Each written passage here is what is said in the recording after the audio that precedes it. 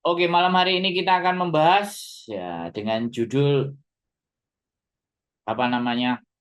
Gak usah kembali lagi kita membahas tentang bagaimana menikah dan seperti apa dan bagaimana perjuangan dan artinya di Hong Kong. Nah, kembali lagi bagaimana membuat hidup kita itu menjadi lebih baik.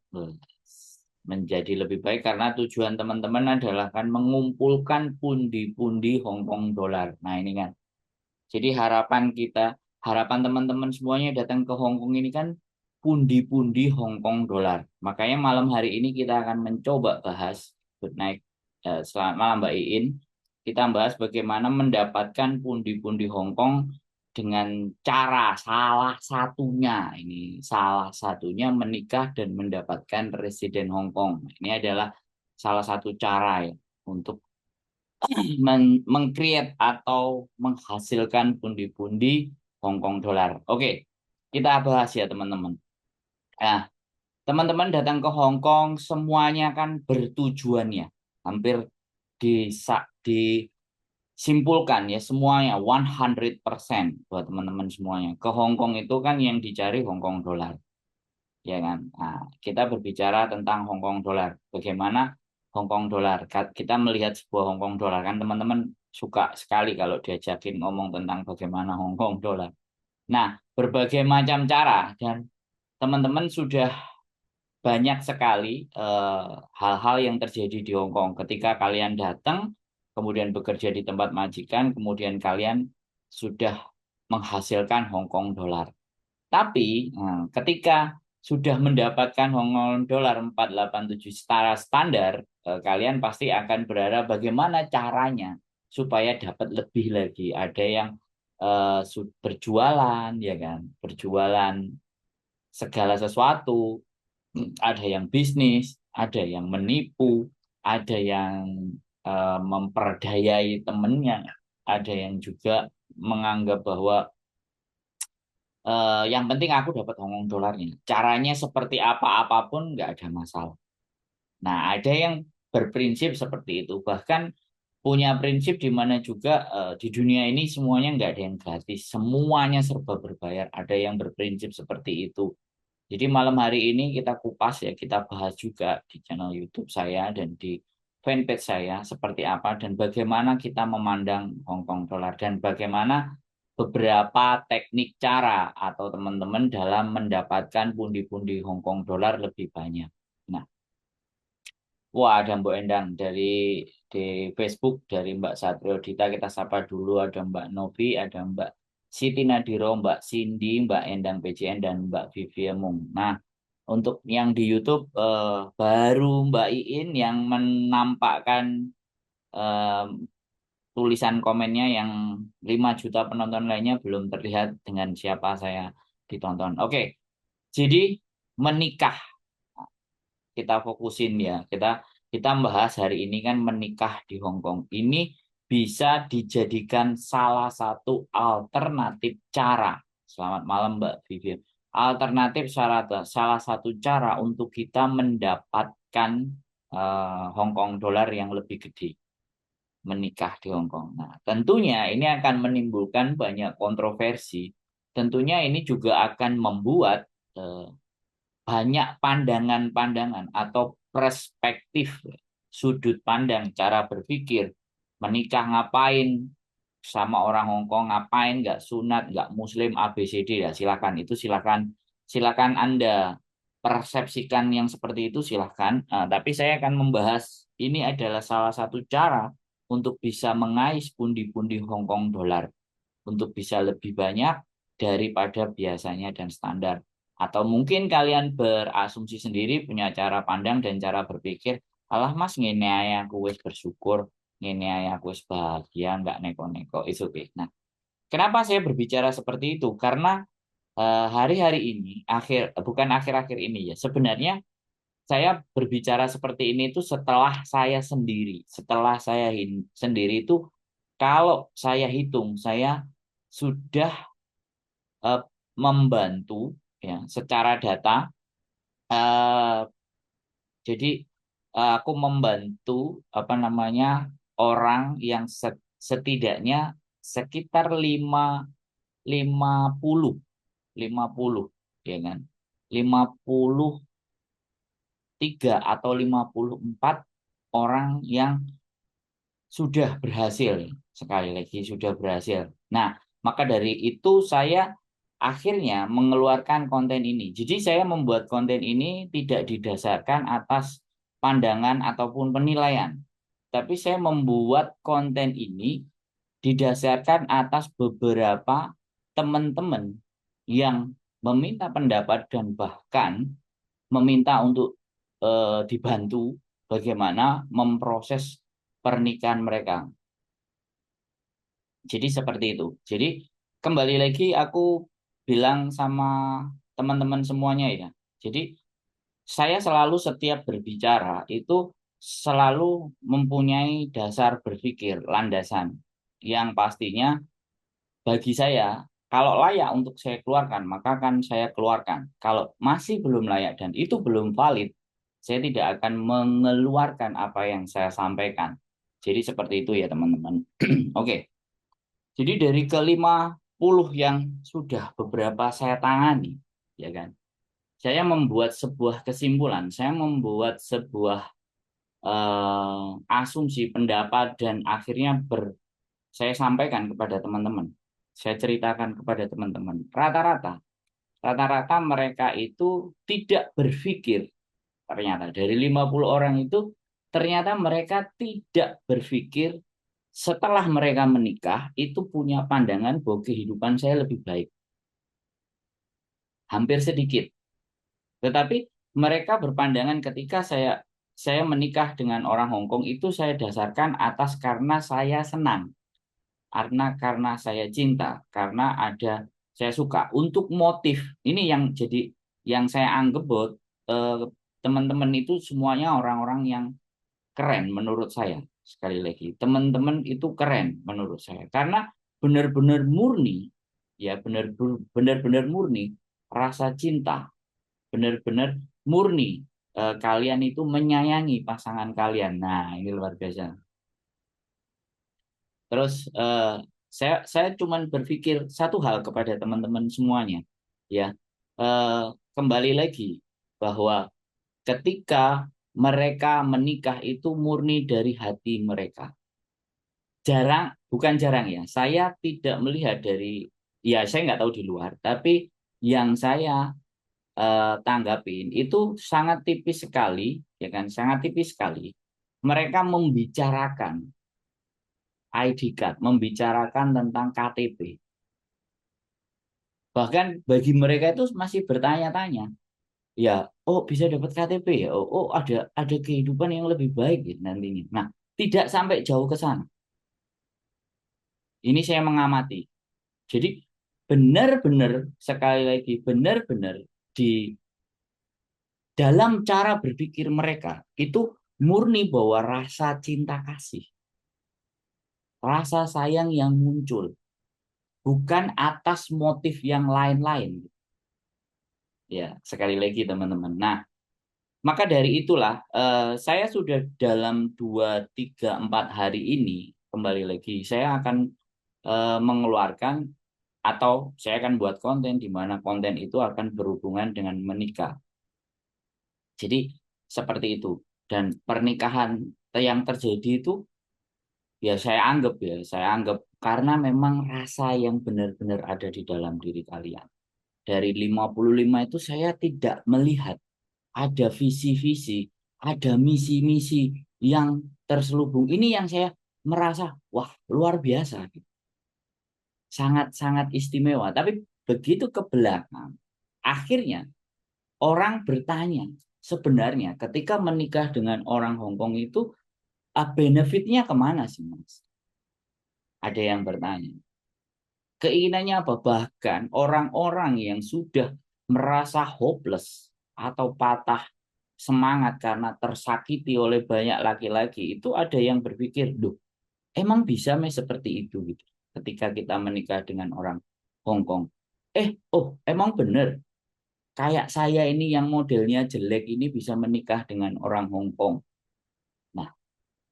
sekali lagi aku bilang sama teman-teman, jangankan kok yang modelnya jelek. Mohon maaf sekali lagi, saya tidak ingin mendiskreditkan ya.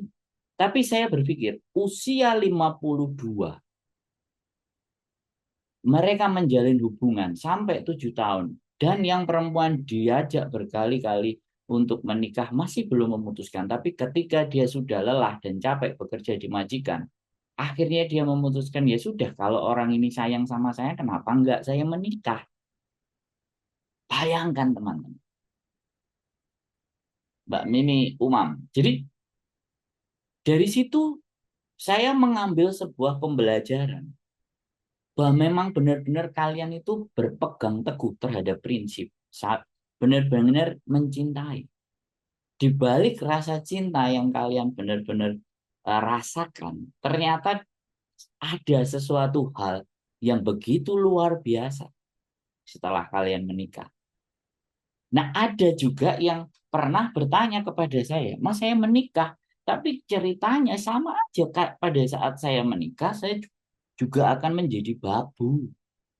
Saya harus mengurusi hidupnya dia, saya harus gini gini gini, nurut gini gini gini dan semua. Dan apalagi orang Hong Kong uangnya tidak diberikan semuanya. Halo,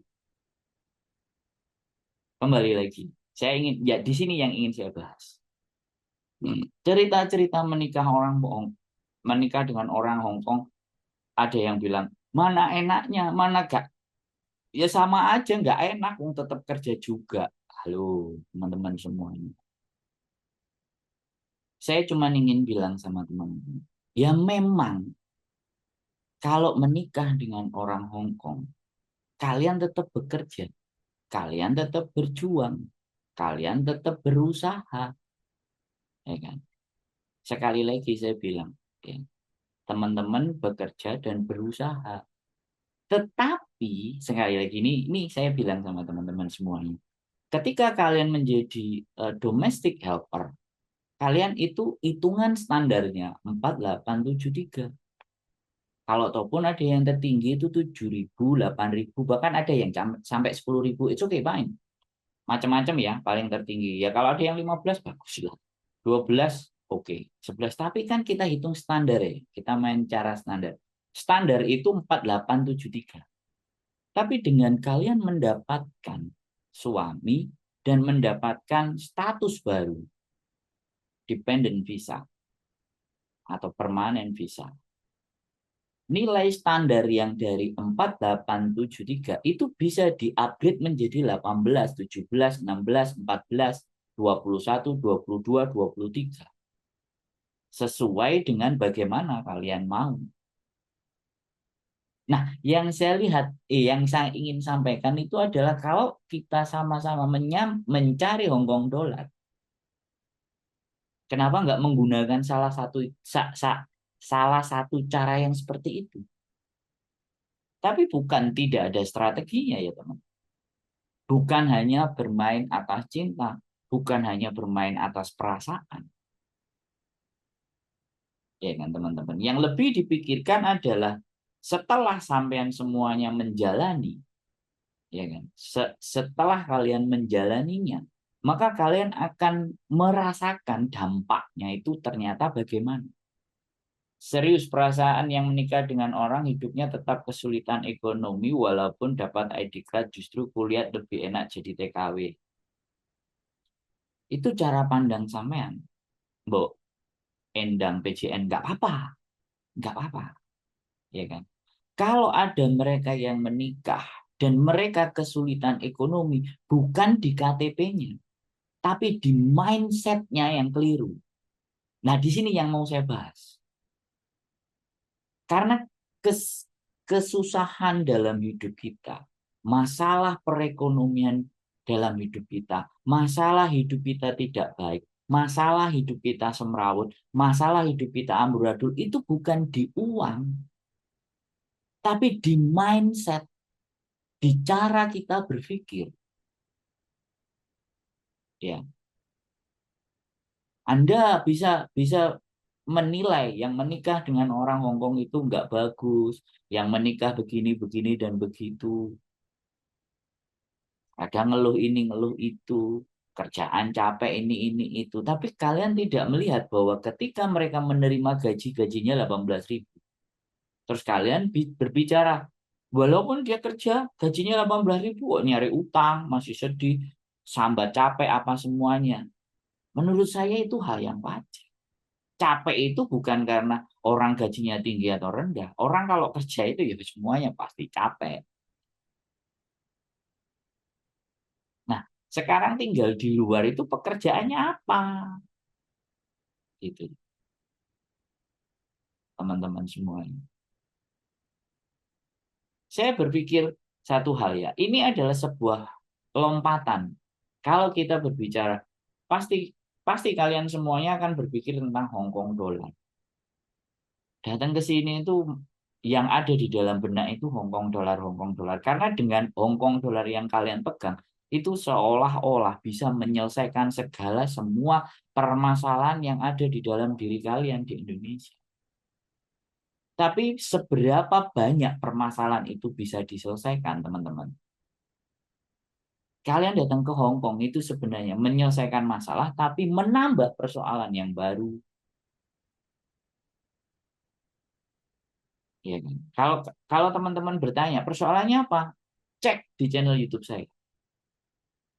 Semua isinya adalah persoalan-persoalan mereka yang datang ke Hong Kong. Jadi pada prinsipnya, belum tentu juga ketika kalian itu memegang Hong Kong dolar, kehidupan kalian, ya kita bicara lebih baik secara ekonomi. Tapi secara kualitas, ya, secara kemakmuran, ya. Secara pegang duit, ya. Tapi banyak nggak cerita? Sekali lagi saya bertanya. Pulang ke Indonesia, setahun, 2 tahun, selesai. Terus nggak ada pilihan lagi, balik lagi ke Hong Kong.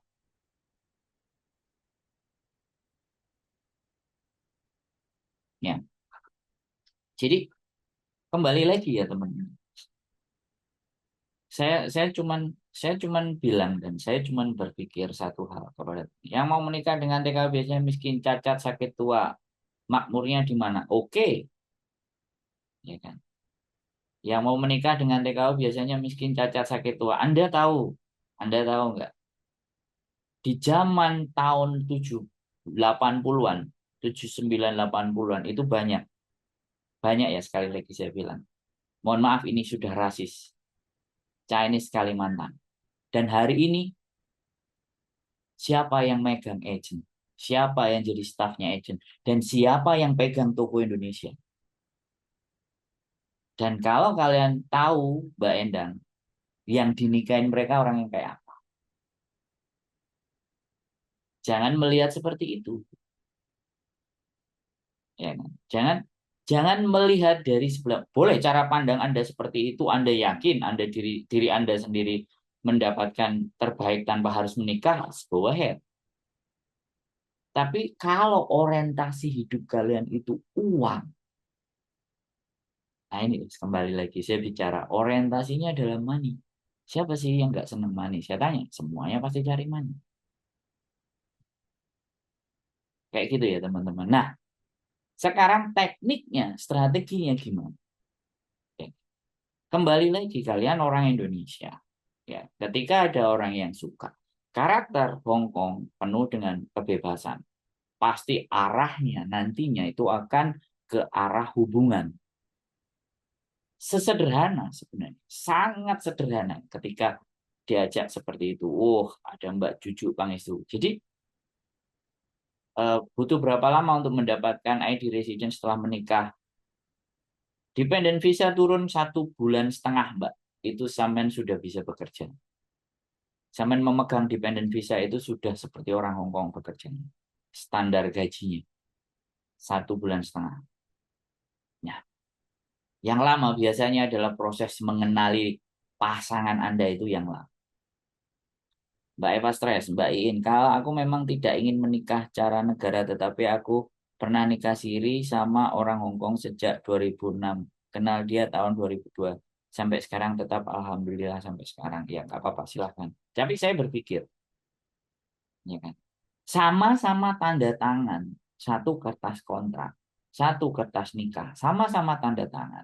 Kalau satu tanda tangan bisa menghasilkan sampean bekerja di 18.000, 20.000, 16.000, sama sampean tanda tangan di standarnya 487, pilih yang mana?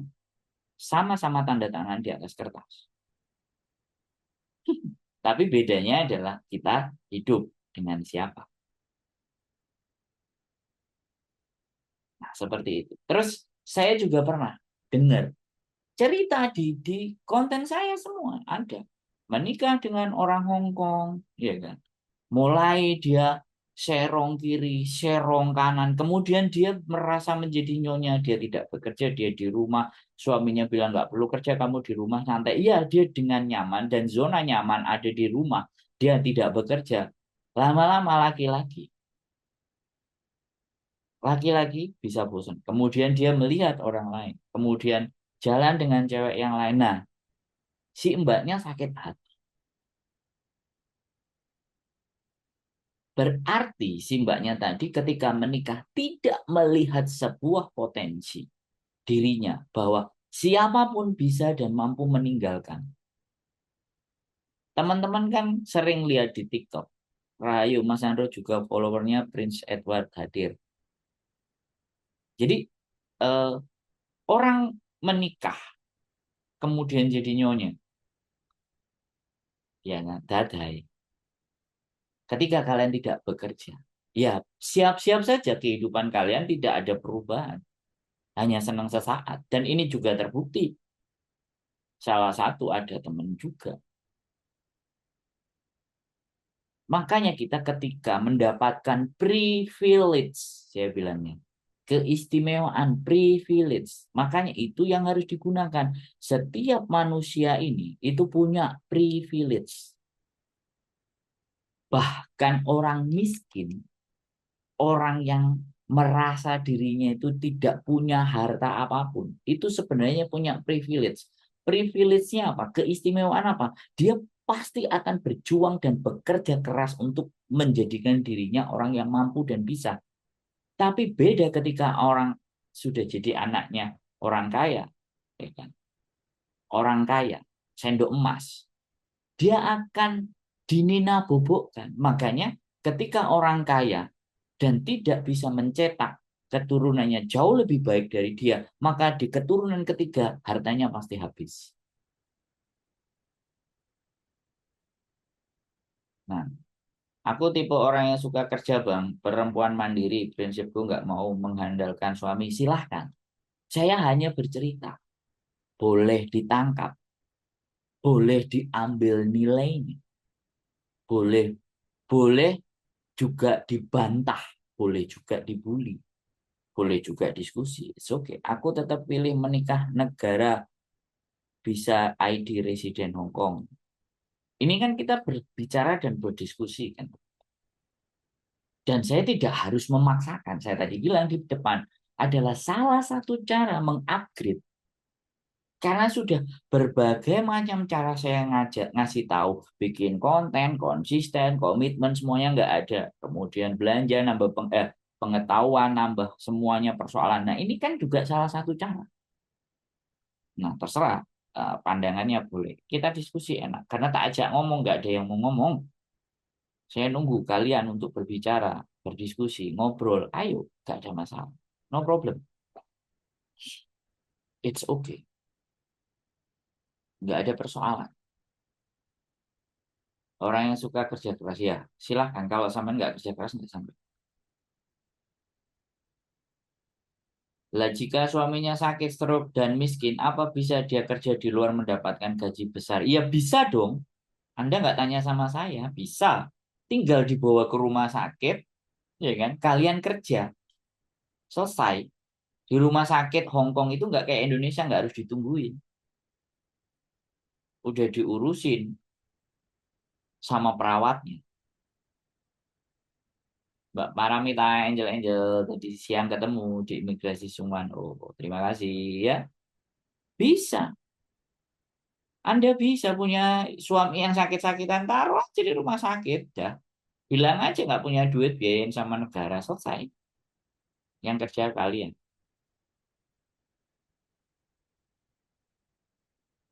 boleh, nggak ada masalah. Teman saya yang KTP, anaknya 5, suaminya kena jantung, ya sudah taruh di rumah sakit. Istrinya tetap kerja, menghidupi anaknya. Ada ceritanya, mau tahu tak tunjukin. Ya, selamat malam Mbak Pamita Angel. Jadi kayak gitu ya teman-teman. Ini bukan, sekali lagi saya tidak menyarankan, tapi kita berdiskusi dan berbicara. Ini salah satu konsep dan peluang. Kita balik lagi. Balik lagi.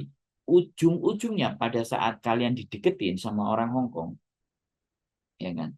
Kalian dideketin sama orang Hong Kong, yang pasti sekali lagi. Oh paham, aku maksud komen Mas Andrew tadi di videoku, bagaimana dapat gaji lebih besar, jawabannya. Selalu relate, Mbak. Setiap apa yang saya omongkan selalu relate. Saya mencoba merelatekan dengan kehidupannya teman-teman. Jadi begini, ya kan? Pada saat menikah, mereka selalu ngajak berhubungan. Nah, kalau kalian punya prinsip sesederhana, ngomongnya gampang. Hai baby, hai lukung. Biasa lukung-lukungan koko. Kamu boleh memiliki apa yang ada di dalam diri saya. Kamu boleh mendapatkan semuanya. Tapi di cara negara saya, di tata adat aturan saya, ngomong aja kan karena kita beda negara, itu harus dinikahin dulu. Nikah secara religi dan nikah secara negara. Baru kita sah, kalau enggak digerebek orang. Terus dia pasti alasan. Kalau di Hongkong kan enggak perlu, enggak harus begitu. Kita semuanya berhubungan enggak ada masalah. Iya, itu prinsipku enggak. Kalau memang kamu benar, ayo kita menikah. Kasih saya KTP, kamu mau jungkir balik, jembalian, model A, model B, dan model C, saya layani. Itu jawaban yang sederhana, gampang, dan sangat elegan. Kalau dia maju, dia serius, yes. Oke, mau nggak mau. Kapok. Tapi kalau kalian tidak, ya nggak apa-apa. Mereka akan mundur gitu. Jadi seperti itu aja. So, sederhana dan simple. Gitu loh. Jadi nggak usah kita ngerasa di mana bahwa ya, sekali lagi nggak usah merasa kita aku nggak mau, gini, anu, itu. Ketika ada yang jodohkan, ketika ada yang suka, ada yang seneng, itu anugerah loh teman-teman. Cinta itu anugerah. Nah, tinggal bagaimana. Kebanyakan pada gampang di koloni. Tulisannya nggak kelihatan karena ada tulisan love ini. Kebanyakan ngampang di nih. Nah, ya gampang di nih ya. Kalau masalah gampang di nih itu kan karena kebutuhan, Mbak Eva Teresa. Karena kebutuhan, sama-sama saling butuhnya, nggak bisa ngomong. Mbak Lisreo, sama-sama membutuhkan sehingga hal itu terjadi. Nah, itu kan sudah di luar kemampuan saya. Ya kan? Hadir nyimak Mas Andro, Mbak Ratnawati. Jadi kalau kalian sama-sama mau dan sama-sama berhubungan dan bagaimanapun sekali lagi saya tidak punya hak judgment atau mengadili. Ya kan? Saya pikir seperti itu. Ya, hubungan setiap manusia itu siapapun boleh. Bunda Helmi, boleh. Dan ketika kalian sudah bilang, kamu harus menikahi saya lah. Pada saat menikahi, ya kalian siapkan hati kalian. Kalian tata. Ini pasangan baru. Nah, kalau saya berpikir, di saat dia sayang dan cinta sama kalian, dan sepenuh hati perhatian, itu bonus. Bonus yang sangat besar.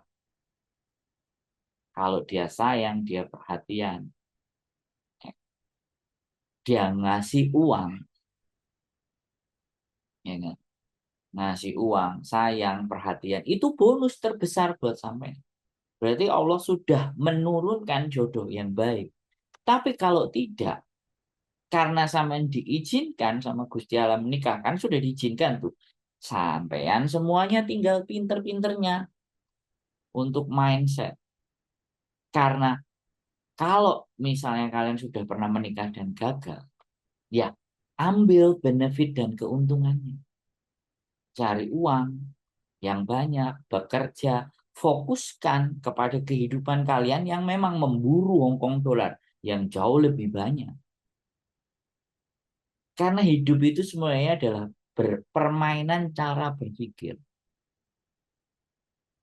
Hidup kita itu semuanya sama, 24 jam. Hidup itu sama, semuanya bekerja. Tapi kenapa ada yang kaya, kenapa yang miskin, ada yang kok kelihatannya bahagia, ya sudah. Karena cara berpikir. Makanya kan ini loh fokusnya saya ngobrol sama teman-teman. Memperbaiki cara berpikir. Tulisan di belakang ini. Sandro Mindset. Saya tulis. Cara berpikir Sandro. Yang membedakan adalah cara berpikir. Ya kan? Kalian harus mempersiapkan kehidupan-kehidupan apa yang akan terjadi di kehidupan-kehidupan berikutnya. Mbak Misyu ketinggalan, enggak. Nanti bisa diputar lagi. Saya akan. Mbak Esther Janawati. Nah, ya kan. Kalian itu, bagi saya, sekali lagi, kalian itu sangat istimewa dan luar biasa. Tetapi terkadang tidak tahu dan tidak memahami di mana keistimewaannya diri kita. Selamat malam wong ganteng sak donya. Saiki mulai ndelok mari teko wingi, mulai ndelok sampe. Mudah-mudahan akan mendapatkan suplai gizi cara berpikir yang lebih tepat. Ya, kayak gitu ya, teman. Kalian itu hebat. Kalian luar biasa dan kalian istimewa. Sekali lagi saya ngomong.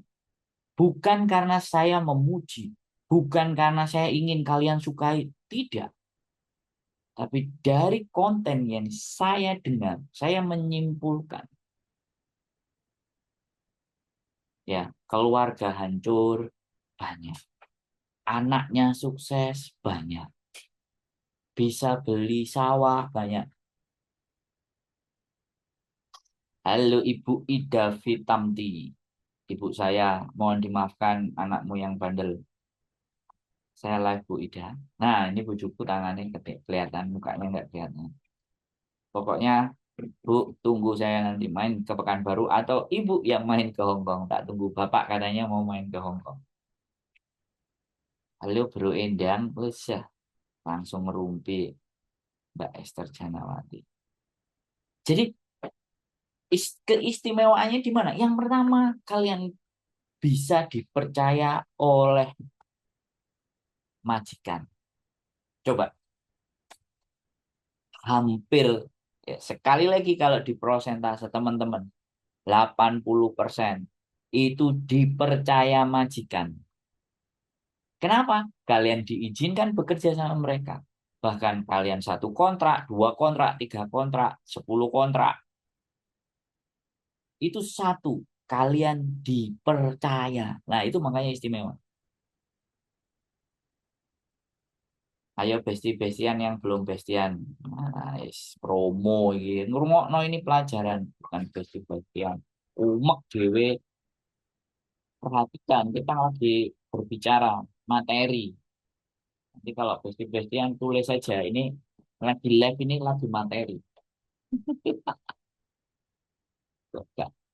Aku 19 tahun di Hong Kong, gak pernah berganti ke situ ya Mas, cuma fokus di Papua, gak open blast, gak apa-apa Mbak, gak apa-apa.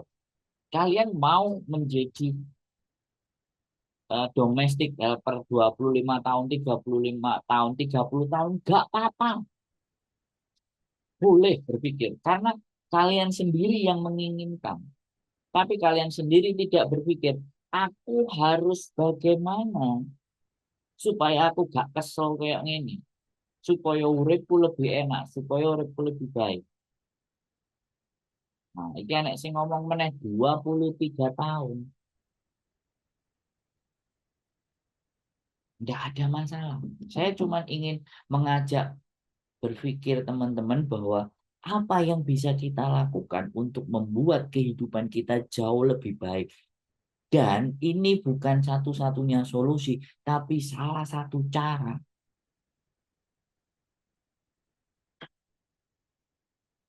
Begitu, teman.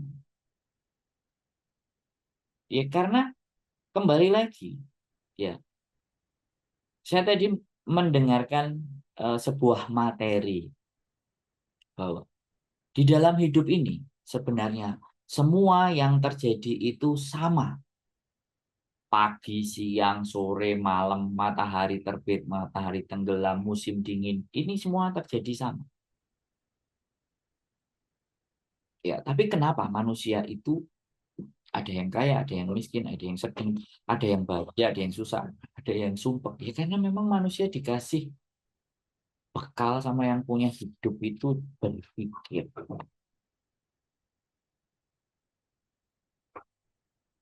Kalau saya cerita ya teman-teman, ini berdasarkan filosofi. Kalian lihat babi. Kalau kalian lihat babi, babi itu sungai yang jernih dengan lumpur. Itu kalau kacamatanya babi itu akan menyukai lumpur. Yang kedua, kita berbicara lalat. Kacamata lalat. Kalau lalat disuguhi roti yang manis-manis, dia nggak akan lama-lama di situ. Tapi ketika lalat dikasih tai, maka dia akan mendekat ke arah yang tai yang kotor.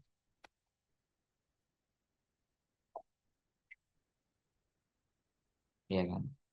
Miss you, kuwo selancar mas. Nah, miss you is kesel.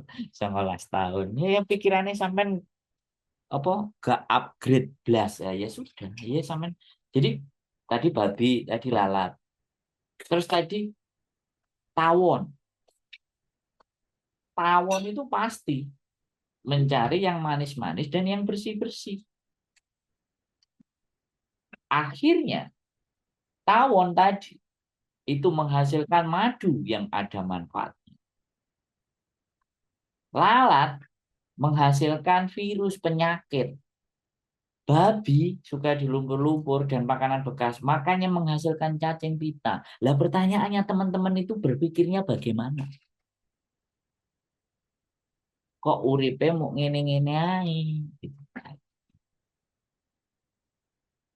Sekali lagi saya tidak mendiskreditkan. Justru dengan kita berbicara, itu saya mencoba memasukkan pelan-pelan apa yang ada di dalam benak saya untuk bisa tertransfer ke teman-teman.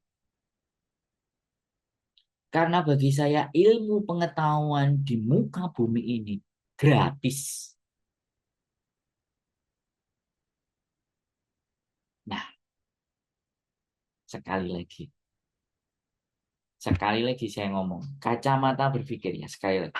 Saya tidak mau membahas, tapi ini ada saya contohkan buat teman-teman. Di Facebook banyak yang lagi nge-share bahkan komen